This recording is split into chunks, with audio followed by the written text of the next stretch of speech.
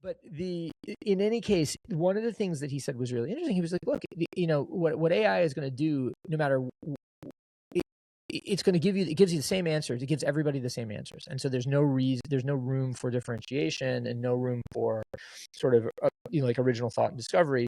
And he did an exercise where he said, look, type into whatever your favorite LLM is, type in, give me a random number. ChatGPT, OpenAI, whatever it is. If you give me a random number between 1 and 10, specifically, it will give you 7. No matter what the service is, no matter what the service is, no matter which client you're using, whatever, it will give you 7. Then if you ask for another one, it will give you 3 or 4. Then if you ask for another one, it will give you 8 or 9. Hundreds of people on this call all did this simultaneously yesterday, and all got those conclusions.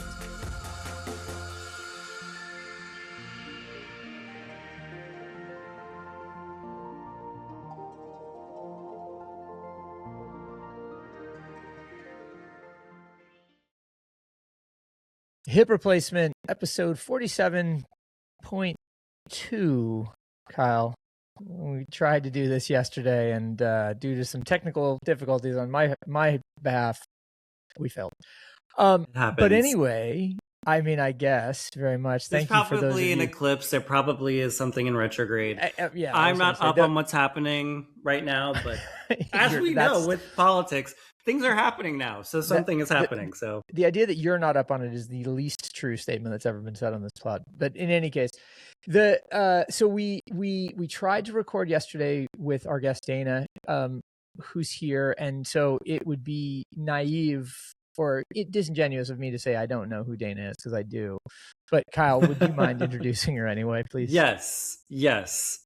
So we are joined by the fabulous Dayna Castillo, who is a freelance digital marketer and strategist and founder of the Silence Brand newsletter, which is a very great critical lens looking at social media marketing and sort of like digital marketing and beyond. If you're familiar, it is the name is based off of the Silence Brand meme, which is a crab, which if you meet Dayna or go to any Silence Brand anythings, you will get a crab. This is the crab that I got when I met Dayna in Los Angeles. As a cancer, yes. I was going to say, as a cancer, I appreciate the representation, Dayna. Yes, this is for you, Ben. And also, really quickly, Dayna is I don't know if it doesn't matter. Dayna to me is like my top linked influencer. She's a joy to follow, and similarly is ship posting and undoing the business slop on there. So thank you, Dayna, for your service and for joining us. My God. What an intro. Thank you guys so much for having me. My life's mission in this moment is to ship post on LinkedIn. So good. Yes. And also let's blame that hiccup on the lunar eclipse yesterday. I think that's it. Yeah. Lunar. Yeah. The lunar eclipse is just disappointing me on every vector. I woke up this morning at 6 so that I could see it, and it was just cloudy here, so you can't see anything. It was really annoying. Boy, really annoying. Anyway, well, Dayna, so okay, shit posting on LinkedIn as a raison d'etre, as a practice. Please walk us old people through the steps here. Me and my cohort who don't. Oh, well, to me, LinkedIn in this moment is the way that I approach it is the same as old Twitter, where any fleeting thought you may have just goes brain fingers LinkedIn. Okay. Yeah, because it's not so serious. Like employment in 2026, it's not that serious. It is. It is incredibly serious, but like it's so strange. And why are we so serious on this platform? It's my primary platform at this point too. So you said that, you said that to us in our aborted recording yesterday, and I was surprised by that. Because I LinkedIn to me still feels like a place with some level of opprobrium and like require for protocol, but also because it just seems like you're too young and cool to be hanging out on LinkedIn. And so there you go. Age is a number that happens to you, you know. Oh, believe me, it's been happening to me for a half century. So I'm aware. But, you know, like LinkedIn, it's a little bit of a bit, right? So like I like to bring refreshing takes, you know, and it's usually based in something marketing related most of the time, something happening on social, how brands are interacting with their audiences across social. Sometimes it's, you know, the life of managing social media and what that struggle is like. And sometimes it's just a random shower thought that, you know, a rogue one that made its way onto the professional platform. It's a bit of a bit. It's a little bit of bit. Yeah. Do you find, I mean, does it work? I mean, in other words, it brings in the right people. It brings in the right people, and it weeds out the like people who may not be interested. Equally important, right? Equally important. I was going to say I've had the same thing. Is like if the people who don't get it, like I don't really want you in my world anyway.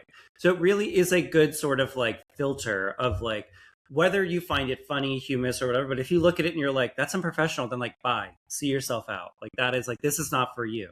But I also think one thing that people forget, like this is something I've talked to clients about too, is that like LinkedIn is a social network. You have to use it like a social network. You don't have to shitpost, but like there is a space for that. And like it having done or doing a similar thing on the platform, when you start to post like that and engage with posts like that, you get more posts like that. So like there are people doing this. Like it's not novel anymore in a way, but like there probably aren't that many people doing it, but there are enough where if you engage with shitposts and memes on LinkedIn, you will get that in return. Thankfully. It's 2026 weird Twitter because Twitter is gotten so cool. I mean, well, right. You know, it's funny. I ran into I went to a Substack bestsellers event the other night, and I ran into Michael Moynihan, who is at the Fifth Column and who's a former colleague of mine, political pundit and commentator, does the circuit, Bill Maher and that sort of stuff. And he, I was introducing him to someone, and I was saying, you know, Michael's kind of on the libertarian end of politics. And Michael was just like, whoa, I don't know about that. I think horseshoe theory has just brought everything around to, you know, the it's all the same thing now. Now we're just either sane or insane. Well, fair. So it feels like with Twitter having gone totally insane and bridged the horseshoe that you might as well just pick up LinkedIn and send it on its merry way. Absolutely. Well, speaking of shitposting LinkedIn, one of the things that we talked about at some great length yesterday was this whole, you know, big Archgate with our friend Chris K at McDonald's. In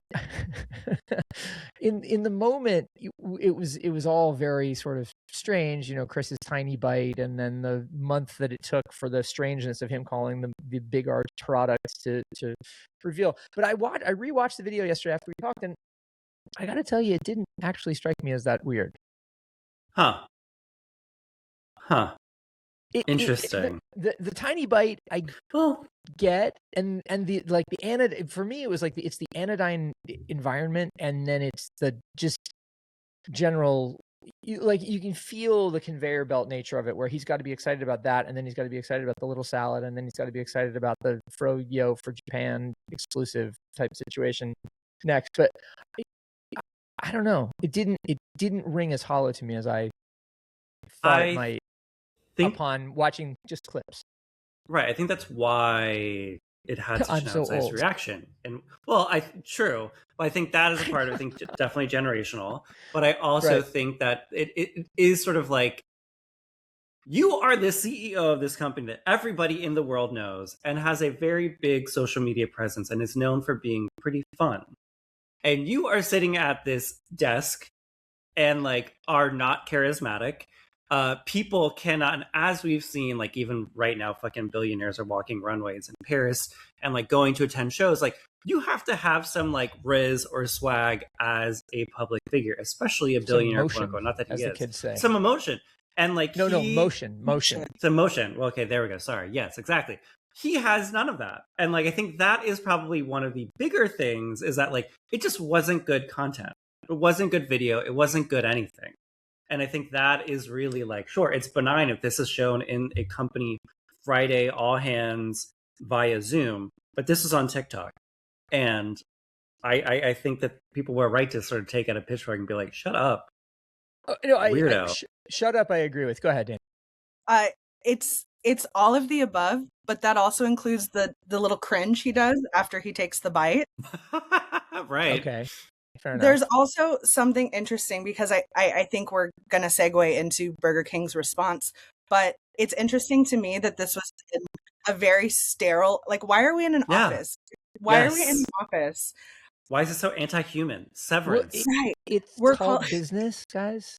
It happens in offices. No. Burgers don't get in offices. Yeah. I thought something else that was interesting too. My husband actually pointed this out to me this morning, is that at the beginning of the video, there are very few fries in the box, but then at the back half of the video, the fries are full again. And interesting. Okay. That tells me that this moment where a CEO calls their LTO a product instead of a meal or a burger or even food, there was someone in there that was maintaining and controlling this environment enough to know to refill the fries for the video. Right. But there was like CEO override where you can't necessarily let a CEO know that what they're doing is inappropriate by calling it product and not food.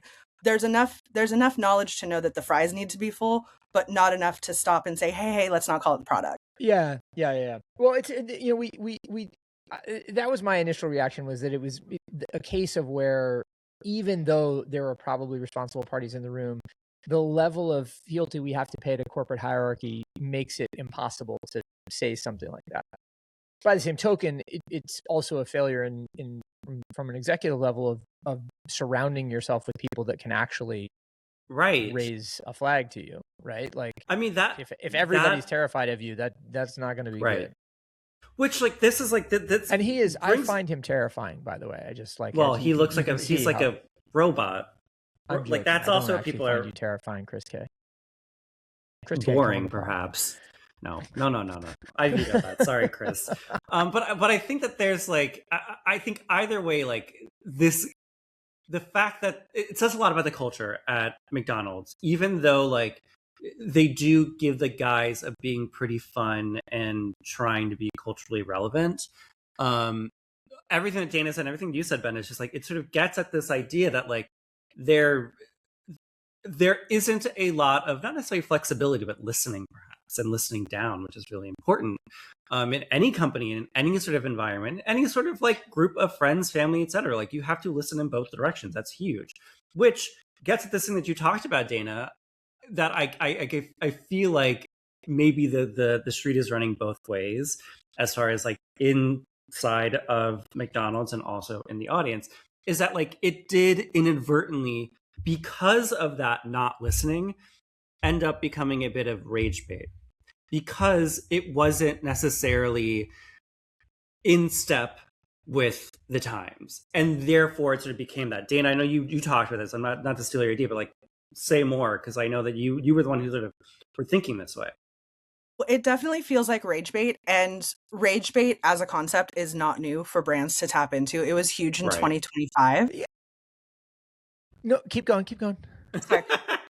It was huge in 2025, and I feel like that's in line with like the brands doing the Instagram screenshot apology to drum up an my god, this brand did something wrong, and that's a really light touch example of rage bait. Yeah. But like you were saying, Kyle, in this example, because it's so off brand for them, there is like a public reaction to, oh my god, what are you doing? And I think one of the ways to tell that this is really resonating with an internet audience is the amount of times it's been parodied. Like, there are just like day-to-day content creators that just make TikTok skit content that have never engaged with a brand parody. But this moment from the McDonald's CEO is just so proportionately like out of line with what they typically do. It is able to be parodied by people that would never touch brand content in the first place. And to be clear, like, it wasn't made to be rage bait, but like it sort of like fell in that gap, which doesn't happen often. But like it sort of goes hand in hand with a larger picture of like, you are a CEO, you're coming into our people's territory, and you're treating us like this. Like, that is a different actual real rage bait for sure. I think that's also what people are getting at too, why people are mad about it. Right. And it left it wide open for Burger King to hop in with their video they posted this morning. I think this was existing footage based on the caption that they included on their TikTok, but I don't feel like they went out and shot this in the past day in response. Maybe they did, I'm not sure. But it is this like beautiful video of their CEO in the kitchen at Burger King. It's great because it's a little bit of a voyeuristic shot. Like it looks like they're shooting over the kitchen line to the CEO in the kitchen. He takes a big, fantastic bite. He's not looking at the camera. Mayo on the lip. In a restaurant. Like, that's crazy. What, he's in the kitchen? Like, that's crazy. Yeah. And he mentions to someone that's, you know, on screen that the only thing it's missing is a napkin. And he's like, he does the Paris Hilton. He does the like big bite, yum, like sexy burger with his own product, you know, in this moment. His own burger. His own burger. Yeah. Yes. His own sandwich. It was such an easy score. Such an easy score. I mean, it's really easy. And you know, you just imagine every other the term in VC land is, you know, dog fooding, right? It's like you had to eat your own dog food. You got to test your own product, as they say. So you just, I mean, anybody that can dog food is immediately like, you've got a platform to do so. What I was just checking to see was whether it had driven sales of the Big Arch, because how could you not want to go take revenge on behalf of this, you know, innocent burger that was been much maligned? But there doesn't seem to be any sales data on it yet. I mean, those influencers have to go buy a burger to parody that moment. I got to tell you, it influenced me yesterday to make a burger at home. So I had a hamburger. Well, I didn't have a hamburger because I don't eat meat, but I had an Impossible burger for dinner last night as a testimony, or whatever it is, as a treat. Thank you, Chris. Exactly. As a tribute, as an unfilmed TikTok duet to Chris. It was really good. It's all very interesting, and I think, like, look, it's funny to me still that there is this rivalry between these two mega brands in a space that is now huge, where there are so many burger brands and so many fast food burgers, that this still, you know, it has gotten to this point where Burger King could literally step in and be like, let me show you how it's done. And they did it so easily. Like, look, I've always been a Burger King fan, and like, I think that they just do things better and they're just more interesting. That's me. But this, like, I think is a good example of that. Like, I think this really was like sort of a wizard from Wizard of Oz thing, where it was like, oh, that's the person behind the curtain. Oh, like, and hey, if there'd been a bit of a performance, it would have been fine. But you really sort of got a bit of the mask off, quote unquote, unintentionally, which sort of makes it even worse. Well, I mean, it's been a tough week for McDonald's, because they also offered a Drake meal, like an OVO meal in Canada only, which was not met with like great response. It's got a junior chicken or McDouble. It's got a night Sprite, and then in a shout out to the Canadian market, it's got poutine. Oh, okay. Well, so I like that. Good for them. But I'm not sure it's the comeback that Drizzy was awaiting.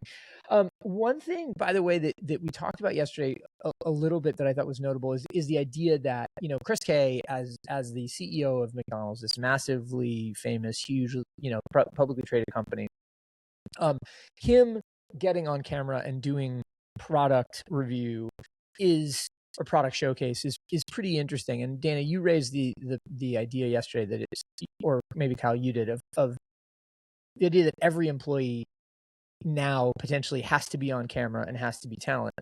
And I wonder to what extent we're seeing that be done right. You know, like, are there examples, Dayna, where you're looking out there and going, okay, I'm not going to shit post about this because I actually thought that was cute, you know? I think of the Starbucks thing from a couple years ago with the barista that went viral or something like that.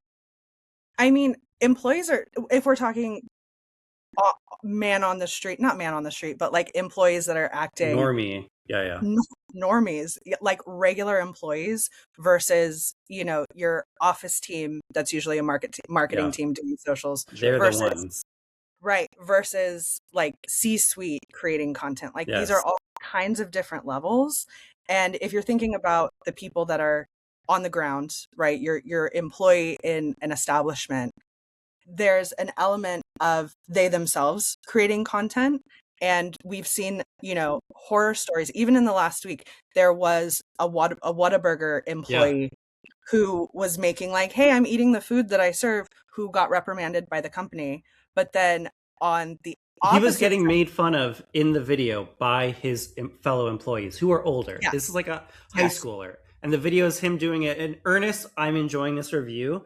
And his coworkers are talking shit on him. Sorry, keep going, Dayna. Yes, no, just absolutely. For context. For context, yeah.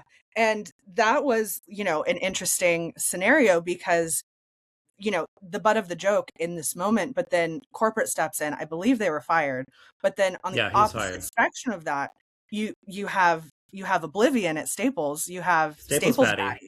You have Staples Baddie. Ben, are you familiar with Staples Baddie? No. Oh, no, there's a Staples around the corner from my house. So can I go there? It will be busy because of the Staples Baddie. She has like repaved a lot of marketing teams redid their playbooks because of her. And this all in the last 6 weeks or so. Tell us. Okay, so tell me about Staples Baddie. Staples Baddie. Kyle, go for it. Well, okay, so Staples Baddie, I think her username is Oblivion. She started making videos probably at the beginning of this year at her job. And she is a pretty young trans woman. I don't know where she is, who just started making these videos where she was like, y'all, did you know that you could do this at a Staples? You can make a this. And then she would show this like random thing. It's like a banner or this. And then also get into like really sort of interesting, like sort of think piecey things where it's like, you know, we don't have department stores anymore. Staples is probably the closest to a department store now because you can get X, Y, Z. And I was like, that's actually really fascinating, really good take. Gotcha, and there was a lot of content like this where it's sort of like day in the life, but it's also her just being bored and like with a lot of personality. And she's this really dry, funny personality with like a really sort of interesting accent where she just is like, come to Staples. I'm bored. You can get a headshot. Why not get a headshot? I make you look beautiful. Or like you can pick up your mail and like people love it. She showed us how to get your passport photos taken. Yes. How to get sublimation prints on mugs. We're doing pin reviews of like, hey, which pin is the hot pin? And just all of these things that people didn't know that you could do at Staples. Also, I think it's useful that she was working in the copy center. So like just manning Xerox machines. I mean, you know, that's a subject that's sort of, or a territory that's near and dear to my heart as a you know, child of hardcore scenes and DIY zines and skateboarding and all of that sort of stuff. It's like you needed a friend who worked at Kinko's so that you could get the hookup on the copy center. For those who aren't watching, where Dayna just held up her Crass t-shirt that she's wearing. Wow, shout out.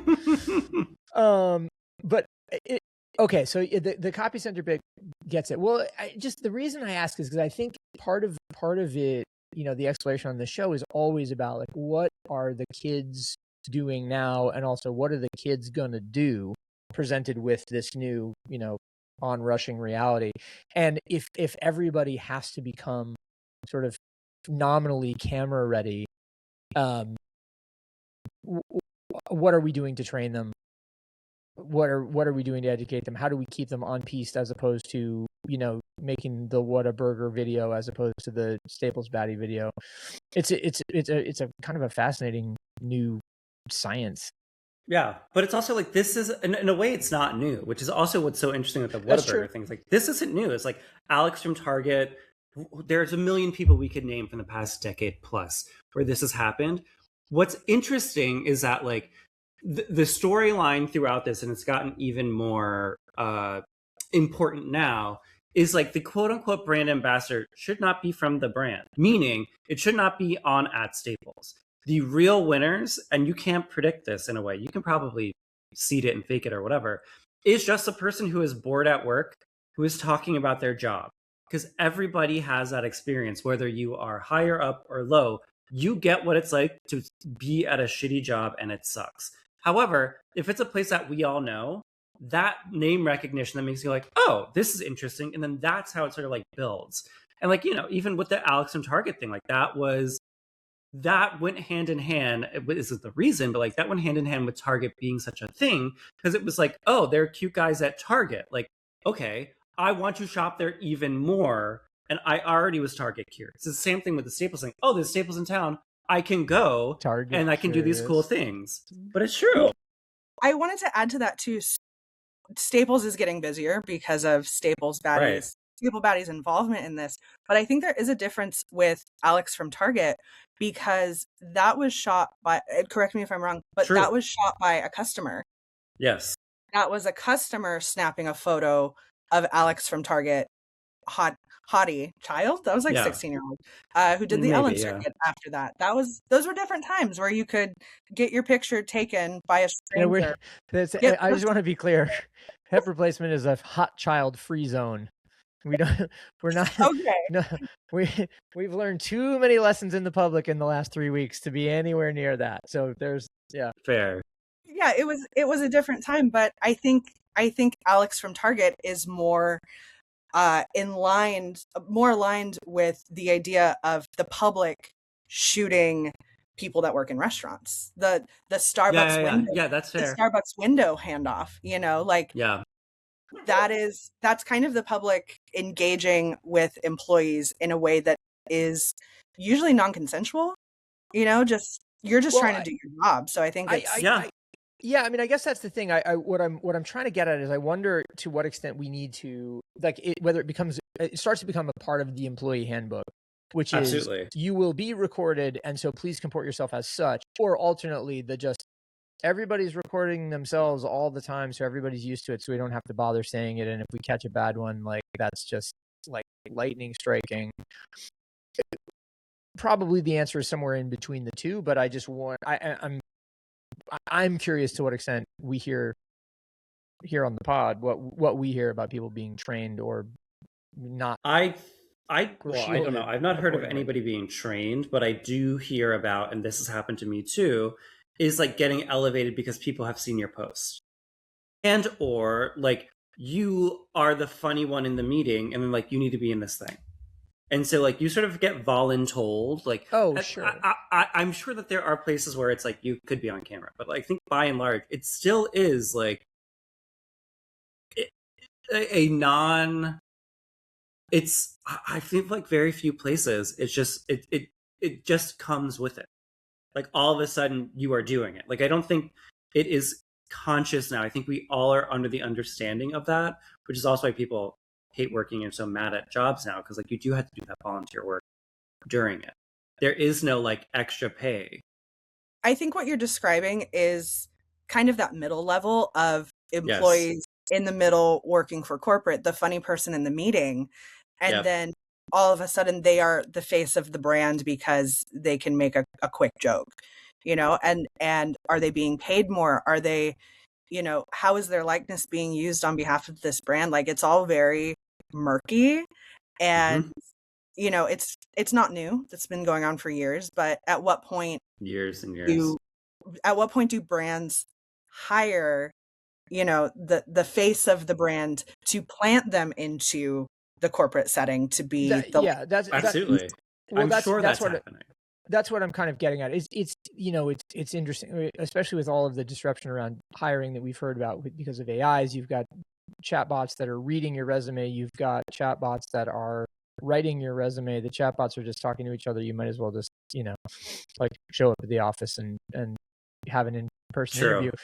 But what it means is that there are skills and assets and attributes that are going to be, you know, let's call it LLM resistant, and one of them is personality and absolutely ability to improvise and so on and so forth. And so you get less boring fast.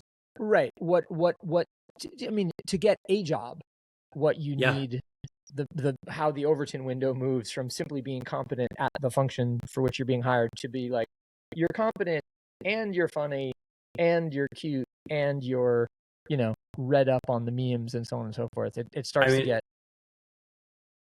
It makes me think that I should put like a photo on my resume, honestly. Like, not to be vain, but just like have something in there where it's like, I'm actually like, I'm not a like tree. Like, I actually am a person and I have funny hair or whatever. Like, I think that actually in this day and age goes a long way. I also think, like, to exactly what you're saying, Ben, this is already happening. We know this, but like, I wouldn't be surprised if it happens more often. Is like the Morning Brew office. Like, they all work at Morning Brew and they all make these incredible TikToks, which is an echo from the Bon Appetit Test Kitchen, which is the same thing, but just in a more like, that was a more elevated form. I think that they sort of like the Morning Brew, what they're doing with their TikTok is similar to like your local car dealership, the person walking around being like, what year were you born? Like, that's the same thing. And that, I think, is like, they're less so for the car dealership, but I think most modern companies, like, if you are in-house, you are being auditioned. And this I've written about, Dayna and I have talked about, like, you are being auditioned.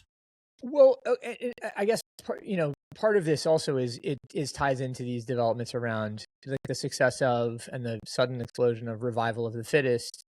I love that show so much. Okay, well, Dayna, do us a favor then. Give our audience the rundown, because I don't know it well enough to describe it in that way. I don't think I know this.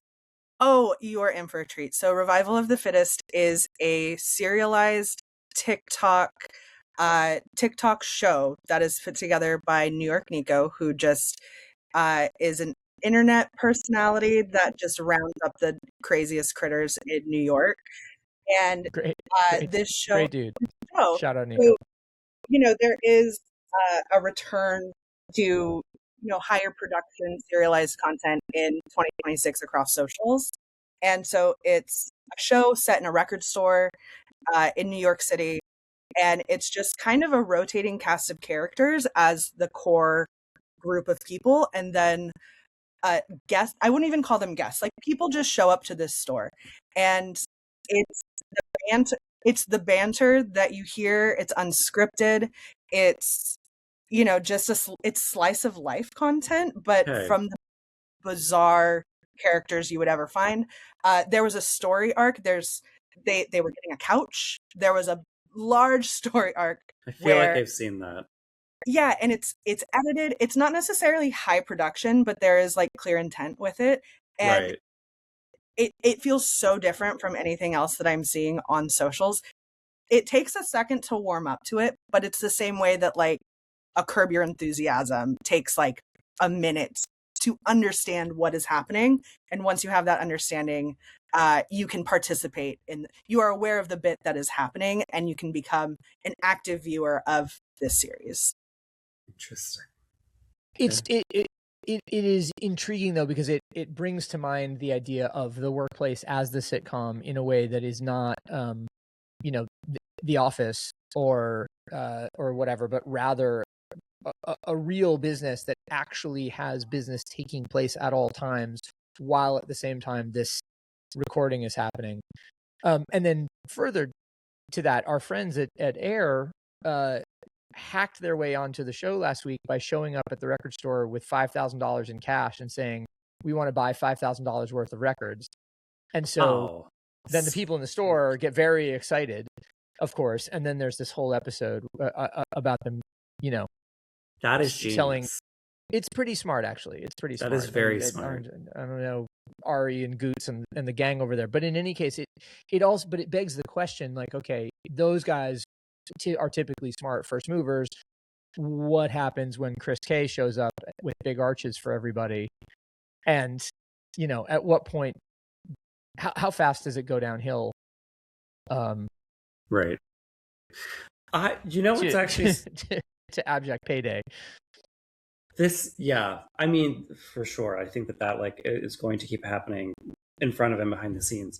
But you know what this makes me think, which maybe this is a term report thing I'll write this weekend, is that like it's really interesting that is happening. I haven't seen this. I haven't seen Revival of the Fittest. I would assume it's probably a lot of young people, and it probably was led by a lot of young people. It's not. It's not. So it's that's not. No, that's the okay. Funny Well, that's thing. Interesting. However, okay, this doesn't completely negate what I was going to say, but I do think if we think about Gen Z and what they were sort of raised on, what their parents are watching when they were sort of younger, versus what millennials were watching.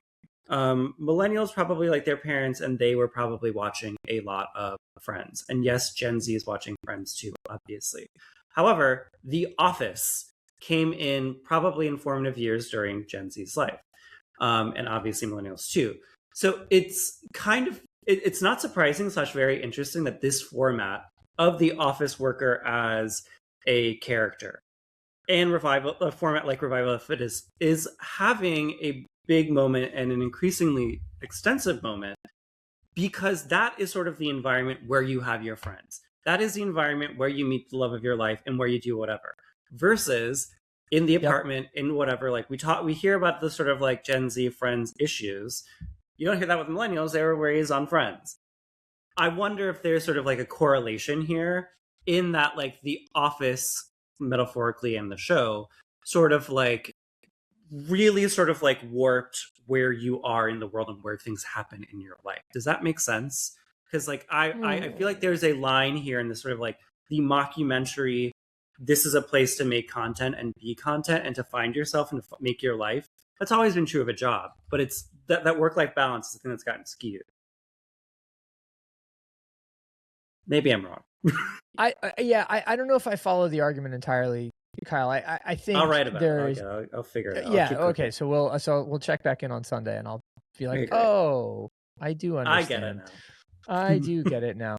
But as you were talking about Friends and millennials, I couldn't help but think about the current Gen Z explanation of like reference of choice that I encountered a couple of weeks ago on Harvard's college trip, which was Harry Potter, where every school uses some kind of Harry Potter-esque like sorting hat joke to explain stuff that's happening at schools. And I mentioned this to you guys, and you both were just kind of aghast almost, I would say. Yeah. I mean, Dayna, your thought was that it was so millennial coded, which I don't think is wrong, but I mean, it feels so millennial coded because, well, first of all, do we not have any other academic references to point to? Ironically, the only ones I think are like really Gen X and therefore really maybe not actually appropriate, right? Like Animal House, Dead Poet Society, Good Will Hunting. Yeah. There's a bunch of shit. Rudy, there's not enough. Rudy, oh my god. but the thing that's interesting is that all of those, if you drill down to it through the lens of, you know, contemporary hypercritical society, there's a bunch of shit that you don't really want to own, like, you know, off-color jokes, scenarios, you know, misogyny, racism, whatever the case may be is. And so you can't really hold them up. And Harry Potter, I guess, by virtue of being for kids, avoids a lot of that stuff. Well, I was going to say, I also think like that plays into there were, and like maybe Dayna, you can think of some too. Like there were definitely millennial college movies. Even Harold and Kumar Go to White Castle, like that was a college movie, but like granted, obviously you wouldn't own that. Like that's very different. But like the movies were like a St. Elmo's Fire sort of thing. No, we did not have anything like that. Nor do I think actually maybe what was it? What's the show with Benny Drama? Overcompensating? That could maybe be it. I don't know. I think that's in a college. I have no idea. But like I think there aren't any other comps because I just don't think that there's enough sort of diversity of media anymore in that regard. Like a good school thing, the only thing, and maybe family brand safe, the only other thing I can think of is Wednesday on Netflix. And that is too new. I don't think that that's not Gen Z appealing. They probably say that when Gen Alpha is going to college. No, but that makes sense because it's millennials putting together these programs to introduce Gen Z into college. Yeah. But I'm not sure that like, does that resonate for Gen Z? Because millennials are the one they were getting the book releases, they were getting the midnight movie premieres, they were dressing up, they were cosplaying. It was pre J.K. Rowling. They were at the movies, right? Yeah, yes. I mean, my I mean, like this trip was with my 16-year-old daughter, and she is. Neither of my kids have ever been big Harry Potter fans. I mean, they've seen all the movies, they've read most of, if not all the books, they've all of that sort of stuff, right? They're very acquainted with the oeuvre, but they have never been like, I'm in Gryffindor, or I'm in Hufflepuff. It's like, that's never been that thing. Right. I feel like it would be similar to if you were trying to get someone into science because of Star Wars. Yeah. Well, that was my. I mean, I think this is the generational precedent. Is when I was in college and the Star Wars prequels started to come out. There was this whole discourse around, like, do we still need this? Is this apropos of the time? And then, of course, the fans come out of the woodwork and are demonstrate that it is, even if it's not very good. Wait, what did Harper say? Did she even clock the joke? Did she say later, "Oh, that was so lame," or like, did she laugh? Like, did she even care? No, some of it, it was like when we drove through some of the colleges in New England, and the comment about them was, "Oh, it looks like Harry Potter." Harry Potter. So they get it from the colleges, and then they also return it through their own vector. But it's like Harry Potter is an aesthetic and a world, not a like means of belonging or a way of self-selecting, socially self-selecting. Right. I mean, this sort of like, again, like I took a note because I think I will write about this on Sundays. I just don't think there's enough sort of like comps anymore, and like the sort of like the vessels with which we compare our lives to now are so narrow. So it's just like, oh, my life is just like The Office because I work in a funny environment. It's like, okay, no, it's not. Number two, like, this school is just like Harry Potter. You mean it has dorms? What are you talking about? So like that is like, I don't, it speaks to a very interesting sort of like narrowing of like a creative way to express things. And like, yes, the college I went to, it did look like Harry Potter. However, I transferred to a college that looked like that. The other college I went to, it looked like a fucking office building. So like, no, you can't say that about every college. But like, I definitely did. But I mean, I definitely had to pay a lot of loans. But hey, those are in the past now. I don't know. I mean, Dayna, I guess that's the thing, right? Like, where does our monoculture still convene? And what references do we hold sacred, or at the very least hold true to be self-evident to everybody? I mean, it's Star Wars, it's Harry Potter, and that's it's Star Wars, it's Harry Potter, and that's it. And Disney. This is right. No, thank you. That's not hey, Pee-wee had a great house. You have a Pee-wee thing in the background. I would never say. I would never just, I can't even think of the show. I wouldn't be like, oh yeah, like I have a house just like Andy in Toy Story. No, I would probably be like, I have a house like Pee-wee. Like there's such I feel like there was, both of our backgrounds, I think, are a good expression of like a diversity of media and of influence and of things. And I think that just sort of like, that was my reaction to like that Harry Potter, NBC, Marvel, Disney is like, that's it? Woo! Jeez. But there's also an element of like, hey, if the world is burning, can we just let people like stuff? I guess. Yeah, but this is the slippery slope that gave us optimism and the whole situation. Suddenly we're supposed to like, Ashley Simpson. I think that one song is a banger, but the rest of it, no way. Fair. I think to me, it all just gets at lack of curiosity or lack of creativity in a way. It's like, if you can't describe your school as something more unique than Harry Potter, you have a problem. Get new references. Especially in this economy when students are like, I don't want to go to college. It's a waste. Get new references in this economy? Well, no. At least call it Frozen. Say it looks like the fucking Frozen castle. I don't know. I have no idea. I have no idea. I don't talk to kids anymore. Yeah, I'm. It is interesting to think, and we muse on this a lot, but it is interesting to think that we've come to a moment of total surveillance, recording, and even in that state, we can't actually remember anything collectively. You know what I mean? Like there is a record of everything, and nobody remembers the same things. It's like Go ahead. One of the things that I think is so interesting right now is that there's this like 2016 nostalgia and this like throwback and remember the times and Unicorn Frappuccino and King Kylie and all of these things. And the references are still not being used correctly when you can literally Google. Right. You can literally Google what was happening. The news articles exist. They're still online. BuzzFeed is still there. Yeah, you can go see what was being reported on in pop culture, in internet culture. You can just go look at it because it's still there. You don't have to use the Wayback Machine. You don't have to go to Internet Archive.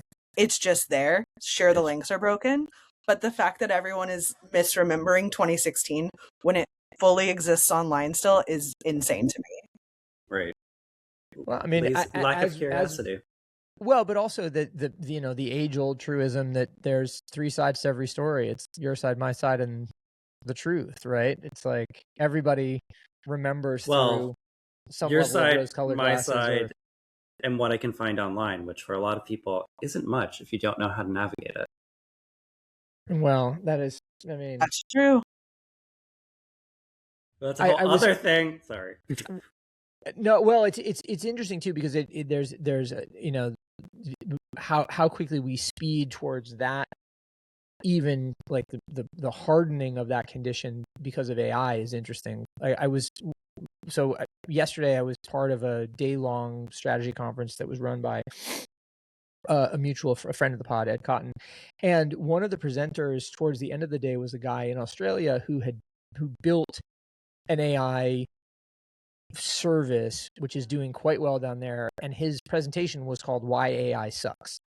And so it was this little bit of counter programming his own themes and his own successes and so on and so forth, that sort of aw shucks Aussie humility that we know so well. But in any case, one of the things that he said was really interesting. He was like, look, what AI is going to do, no matter it's going to it gives you the same answers. It gives everybody the same answers. And so there's no room for differentiation and no room for sort of, like original thought and discovery. And he did an exercise where he said, look, type into whatever your favorite LLM is, type in, give me a random number. ChatGPT, OpenAI, whatever it is. If you give me a random number between 1 and 10, specifically, it will give you 7. No matter what the service is, no matter what the service is, no matter which client you're using, whatever, it will give you 7. Then if you ask for another one, it will give you 3 or 4. Then if you ask for another one, it will give you 8 or 9. Hundreds of people on this call all did this simultaneously yesterday, and I would have all got those conclusions. The point being largely, if you think you're not curious now, guess what? You're going to be getting the same answers to your questions as literally everybody else, and so that's awful. Okay, so Kyle has just done the experiment. For those that are not watching, Kyle has just done the experiment lifetime and come up with the answer I told him he was going to come up with, because the Australian guy told me that was the answer. Terrible, awful. Okay, so Dayna, we need to know then, what are the Silence brand, or what are the Dayna Castillo sources of serendipity and discovery then? Because is it just LinkedIn? Is it your LinkedIn feed? No, it's just raw dogging the internet for real though. Like typing in URLs long form, just like guessing words and typing them into my search bar. A lot of what I do is observation based. So I've said this before and it sounds incredibly crazy, but I love a burner. I love to, I have about 10 TikTok profiles, and I go into each of these profiles and like pretend, air quotes, to be a persona. If I want to be a 16-year-old boy who loves soccer and Fortnite, I will research what a person like that would like. I would start typing those search terms into TikTok and seeing what it gives to me, and then engaging with that content, bookmarking it if I start to see trends or like things repeating. That could Sure. be memes, that could be reactions. But yeah, it's just being curious and building personas. There's also the idea of using burners to catalog content. So I have a single account that only follows brands. It follows like 4,000 brands across social. Holy shit. Yeah, but it's easy to find someone to say silence to in that point. Absolutely. So I can tap into that account and go to my following page, and I can see the most recent content that 4,000 brands have posted. And this is just me being a little bit neurotic, and that's how I approach the internet. I'm also a big fan of Feedly. I have kind of a little bit crazy setup Feedly where I can aggregate a few thousand articles very quickly and just like, what are the top headlines?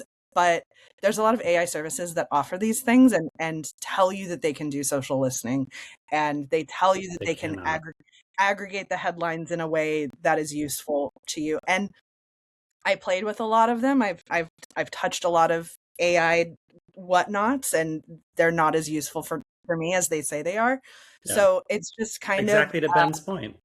Yeah, I like to call it taking a lap. And I'm like, I'm gonna take a lap through my Feedly. I'm gonna take a lap through my various burners and just kind of like see what the internet gives to me on a good day. Sometimes it is fresh and rewarding, and sometimes it is dry and there's only Trump things happening, in which case it's time to take a lap outside, see what's going on. Go to the real world. Good. From Trump to touch grass. There we go. Well, that's actually good advice. I share that experience of not being able to put together an aggregation that is meaningful or interesting in any kind of way at all, despite.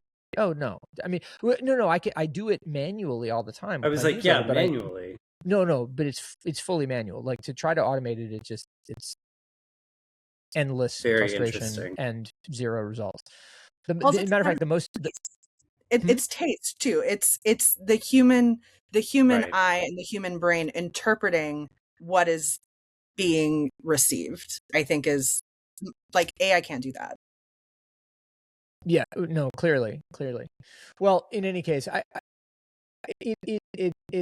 what you've just given us is a really great way to feed that curiosity and to actually do it. And you echoed something that our friend Willa Bennett said on an episode a couple of weeks ago, which is that Finsta, that secondary profile, is the thing that allows you to, gain a second point. So maybe I'll have to get my neuroses up and start to, generate some secondary and tertiary profiles.